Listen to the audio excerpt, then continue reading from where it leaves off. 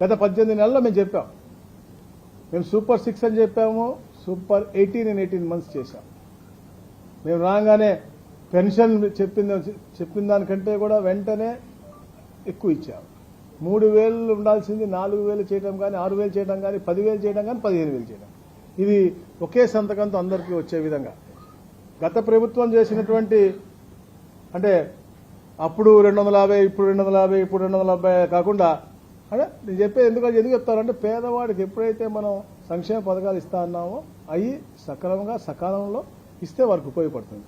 స్త్రీ శక్తి అని పెట్టి చెప్పాం, ఎన్నో కార్యక్రమాలు చేశాం. దీపం 2 అవ్వచ్చు, అలాగే మౌజం ఇమాములకు గతంలో ఇచ్చే వాళ్ళని కూడా పాస్టర్లకు, అయ్యవార్లకు అందరికి కూడా ఇవ్వడం జరుగుతూ ఉంది. అలాగే ముఖ్యంగా ఇది మత్స్యకార భరోసా అవ్వచ్చు, చేనేతలకు అవ్వచ్చు, అలాగే జూనియర్ లాయర్లకు అవ్వచ్చు, ఇవన్నీ కూడా ఎన్నో కార్యక్రమాలు చేశాం. మరి ముఖ్యంగా ఏదైతే తల్లికి వందనం ఉందో, ఎంతమంది పిల్లలు ఉంటే అంతమందికి ఇచ్చే విధంగా, ఒక కుటుంబంలో 5 ఉన్నా కూడా వారికి కూడా 65,000 రూపాయలు వచ్చే విధంగా ఈ కార్యక్రమం, అంటే చరిత్రలో ఎప్పుడు ఊహించలేదు. అందరూ కూడా ఎంతమంది పిల్లలు ఉంటే అంతమందికి ఇస్తారన్నారు. కానీ తప్పకుండా ఇవ్వాలి అని చెప్పే లక్ష్యంతో ఆ కార్యక్రమం చేశాం. మెగా డిఎస్సి అదొక చరిత్ర.